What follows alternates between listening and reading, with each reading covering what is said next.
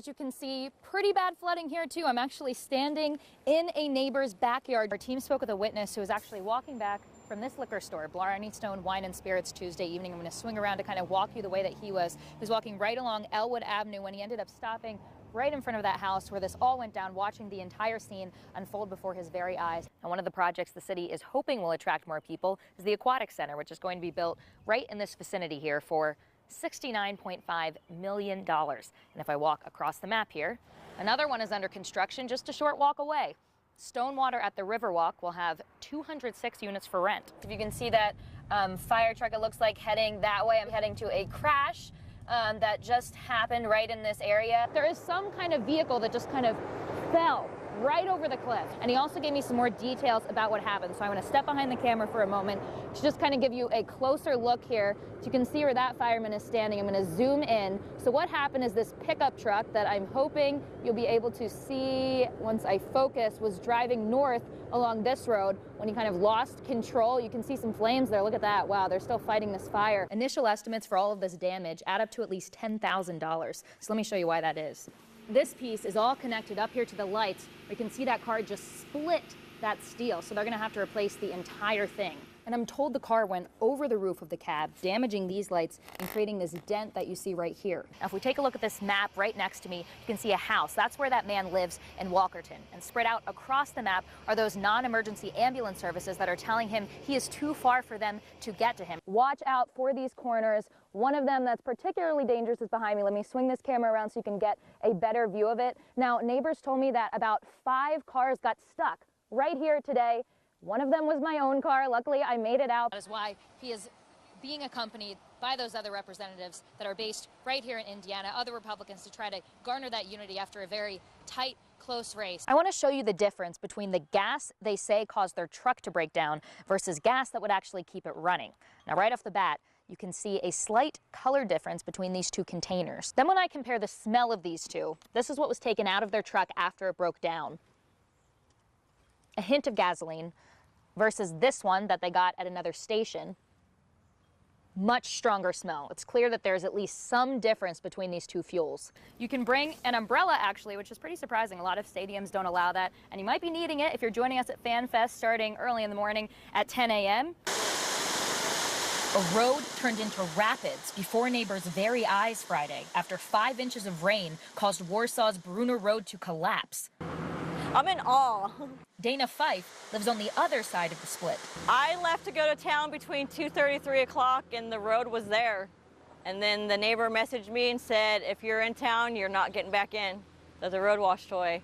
She wasn't lying. Contractors say the water reached all the way to where this blue cooler is. And if I step aside for a moment, you can see just how far back that goes until the road just split in half. In terms of height, they say at its highest point, the water probably would have touched where the brown hits the black on my boots. One contractor said the water pushed this pipe clear up into the air and down the stream to where it sits now.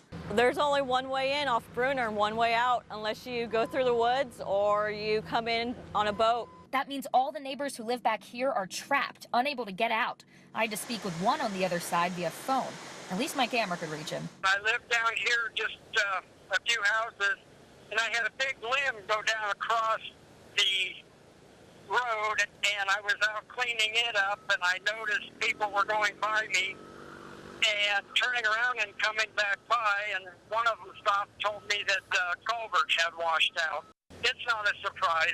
It's happened before, and my wife can remember it happening when she was a kid. Kosciuszko County's drainage supervisor says heavy rain caused the road to collapse about 7 years ago. Since then, they reinforced it with concrete end caps, but he says the road's no match for Mother Nature. The county's doing the best they can with what they got to work with. We have no outlet here, so they can't really tear it up for 6 months and put in a bridge, because how would we get back and forth to work and the grocery store? For now, they're stuck. Near the intersection of Ironwood and Lincoln Way East, barely visible between those cars whizzing past, sits a homeless man, adding a splash of color to the alabaster corner. I wake up in the morning, I feel like it's a good day. It doesn't even matter what happens. I'm blessed, I'm alive, I'm above ground.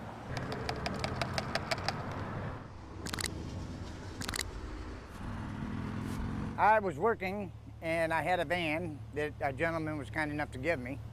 And the van broke down on me. And I was about a 6-mile walk back and forth to work. I have COPD and my breathing's bad. And so I couldn't make the walk anymore. And so I decided to just start doing arts and crafts. That is a pretty purple. I mean, that's always been my passion. You may have seen Danny Bright. This is basically just an underlayer. Sitting on the ground, painting for donations, he calls it. So when you picked up the paintbrush, what's different for you than other arts and crafts that you do? I don't know. Since I started painting, it's like I see the world through different eyes. That's how he wants you to see the homeless, through different eyes. I'm going to say 90% of the people that look at someone homeless, they think this guy's probably not homeless, and they probably think this guy's a damn drunk, or this guy's a drug addict, or this guy's this, or this guy's that. Danny says some are what people think. He's battled drug addiction since he left the Marine Corps in the 70s. He's had a couple stints in prison. But there are people out there that are homeless that are in a position, maybe because of something that happened in their life. Danny's mom, with whom he lived and cared for, died not too long ago. And life isn't fair. And if there are some out here that are trying to do something, I look at that and I think to myself, wow, I actually did that, you know, and that's what I want kids to think. He says he's working with a pastor in the hopes of creating an art class for kids. Kids that could have used help like him. A blank canvas for life lessons that he's learned the hard way. I'm 60 years old, I'll be 61 next year, and I can take everything that I own and pack it up and carry it on my back down the road. But what I'm living for, hopefully, to keep kids off the street, out of the gangs, and off of drugs, and ruining their lives like I did mine. That's what I'm living for.